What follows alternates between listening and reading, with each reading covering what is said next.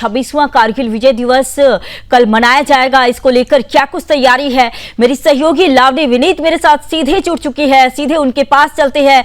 लावनी, यह बताइए कि कैसे तैयारियां हैं आप जहां पर मौजूद है और कितना उत्साह है लोगों में।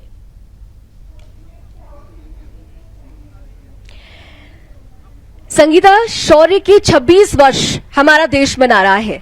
कारगिल विजय दिवस से लेकर ऑपरेशन सिंदूर तक भारत माता के लालों ने जिस तरीके से शौर्य का परचम दिखाया है, जिस तरीके से शूरता, वीरता, बहादुरी का नमूना प्रस्तुत किया है, दुनिया भर में हमारी सेना की वाहवाही और दुनिया भर में हमारी सेना की तारीफ हो रही है। लेकिन जैसा कि आपने कहा कि देश इस वक्त विजय दिवस की वर्षगांठ मना रहा है। ऑपरेशन सिंदूर के बाद अगर देखें तो इस बार का जो कारगिल दिवस है, ये ऑपरेशन विजय का जो महत्वपूर्ण दिवस है, वो इस लिहाज से खास है क्योंकि अब भारत भी बदल गया है, भारत की सेना भी बदल चुकी है और भारत की ताकत भी बदल चुकी है। मैं आपको बता दूं कि मैं कारगिल वॉर मेमोरियल से कुछ दूरी पर लामचन पॉइंट पर इस वक्त मेरी मौजूदगी है। ये जो लामचन पॉइंट है, ये सेना के सामरिक दृष्टिकोण से बहुत महत्वपूर्ण ये पॉइंट है क्योंकि जब 1999 में कारगिल का युद्ध हुआ था तो इस लामचिंग पॉइंट को, जिसे भारत माता की आंख कहा जाता है, यानी कारगिल युद्ध से लेकर ऑपरेशन विजय तक इसे भारत माता की आंख कहा जाता है। ये लामचिंग का जो पॉइंट है, मैं कैमरामैन चंदन जी से ये रिक्वेस्ट करूंगी जरा दिखाएं कि ये जो आप पूरा एरिया देख रहे हैं, दरअसल मेरे दाएं से लेकर बाएं तक ये पूरा जो एरिया है, ये LOC का एरिया है। यानी हमसे कुछ ही दूरी पर हम देख पा रहे हैं कि ये LOC का वो इंपॉर्टेंट एरिया है जहां से अगर दुश्मन इस वक्त हमें देख रहा होगा तो निश्चित रूप से उसकी पेशानी पर बल आ रहा होगा क्योंकि आज हम शौर्य दिवस बना रहे हैं, आज हम शौर्य को नमन कर रहे हैं। हम कारगिल युद्ध की अगर बात करें, जैसा मैंने आपको कहा कि जो लामचिन का पॉइंट है, ये भारत माता की आंख कहा जाता है। जब कारगिल का युद्ध शुरू हुआ था तो इस पॉइंट को जीतना इसलिए बहुत जरूरी था क्योंकि इस पॉइंट से लेह से जो श्रीनगर की तरफ जो नेशनल हाईवे जाता है, जहां से सेना का मूवमेंट, सेना की रसद का मूवमेंट होना था, उस पर दुश्मनों ने सीधा अटैक शुरू किया था। इसलिए इस पॉइंट को जीतना बेहद जरूरी था ताकि हम सेना के मूवमेंट को इजीली बना सके। इसके अलावा अगर देखें तो मैं जिस पॉइंट पर मौजूद हूं, यहां से पहाड़ों की वो ऊंची चोटियां दिखाई दे रही हैं जो दुर्गम चोटी है, जो हर एक चोटी पराक्रम की एक कहानी बयां करती हुई नजर आती है। आप अगर देखें तो हम अपने इधर से शुरू करते हैं, एकदम टॉप पर अगर आप देख पा रहे हो तो 20,000 फीट से भी ऊंची वो टाइगर हिल, जो आज भी पराक्रम की कहानी, पराक्रम की जो वीर गाथा है, पराक्रम की जो अमर गाथा है, उसे बताती हुई नजर आती है। थोड़ा सा हम इधर अगर चलते हैं तो टोलूलिंग पॉइंट है। इधर अगर हम देखते हैं तो यहां पर अगर आप देखें, सबसे सामने अगर आप देख सके, मेरी फिंगर पॉइंट में कर रही हूं, ये पॉइंट 5353 है। संगीता, आपको जानकर और हमारे दर्शकों को ये जानकर हैरानी होगी कि जो पॉइंट 5353 है, आज भी हमारा दुश्मन पाकिस्तान वहां से हमें देख रहा है।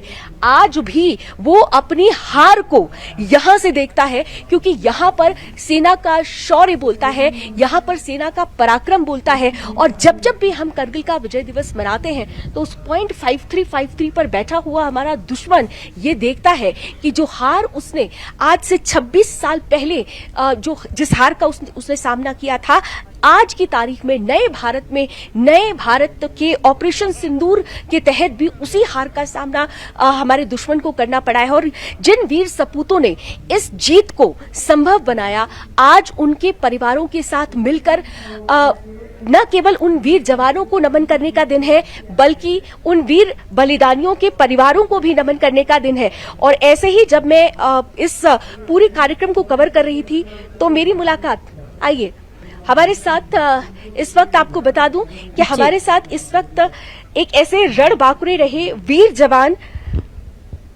हमारे साथ सुभाष सानव जी, उनकी पत्नी हैं और उनकी बेटी हैं। हमारे साथ विद्या जी हैं और वीर जवान सानव जी 18 गढ़वाल राइफल मैन थे क्योंकि बहुत और आज का दिन ऐसे वीर जवानों को याद करने का है। उनके परिवारों को नमन करने का है। मैं हमेशा बोलती हूँ कि एक होती है आर्मी, एक होती है family behind the army, army behind the army. तो आप उस आर्मी बिहाइंड द आर्मी की एक कड़ी हैं। विद्या जी, सबसे पहले तो आज जब हम विजय दिवस मना रहे हैं, 26 साल हो चुके हैं, सबसे पहले भावना आपके मन में क्या आ रही है? बहुत प्राउड फील कर रही हूँ। सबसे पहले का इतने बड़ी पहाड़ी के ऊपर दुश्मन थे और नीचे हमारे सैनिक थे, उसमें मेरे पति भी थे। और लोग बोलते पति चले जाने से औरत का सौभाग्य चला जाता है, लेकिन मैं तो हमेशा के लिए ये वीर गति प्राप्त करने वाले की सौभाग्यवती हूँ।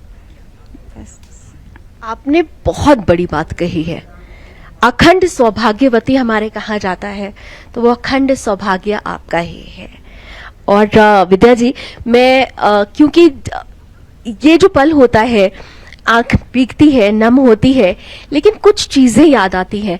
जब युद्ध का समय था, वो पल अगर आप हमारे दर्शकों के साथ साझा करें कि कैसा समय था, आप लोगों को क्या पता चला, कैसे उनको निकलना पड़ा सब।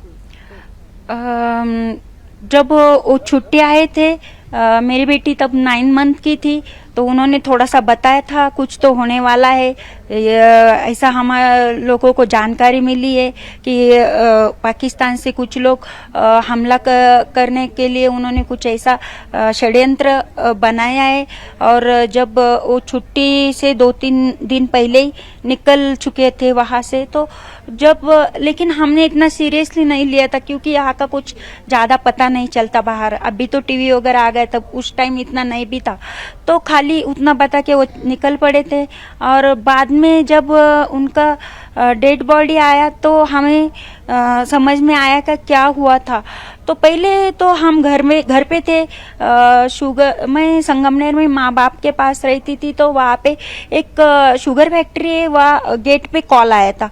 जो गेट रहता है वहाँ पे कॉल आया था, पिताजी को बुलाया लिया था उन्होंने, और कहा गया था कि ऐसा ऐसा हुआ है। तो पिताजी वहीं पे बेहोश हो चुके थे, क्योंकि 3 साल ही हुए थे मेरे शादी को, और पिताजी वहीं पे बेहोश होके दूसरा लड़का भेज दिया हमें बताने के लिए ऐसा ऐसा हुआ है, उनको हॉस्पिटलाइज किया गया है। तो फिर हम लोग तुरंत मैं भी शांत हो गई थी, कुछ समझ में ही नहीं आ रहा था। उम्र ही नहीं थी समझने की, 21 साल उम्र थी मेरी, और बेटी थी 14 महीने की साथ, तो क्या कर सकते थे। बहुत छोटी उम्र, 21 साल और 14 महीने।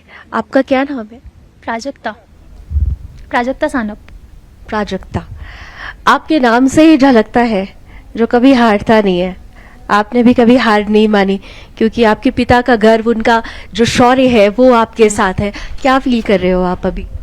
मैंने हमेशा से ही उनके करेज की कहानियाँ सुनी है, तो कहीं ना कहीं वो मैं कोशिश करती हूँ कि मुझ में भी वो हिम्मत रहे जो मेरे पापा में रही थी और पापा के बाद मम्मी में रही है। तो वही कोशिश है कि कुछ ना कुछ वैसे ही मैं करूँ, उनका नाम आगे बढ़ाऊँ।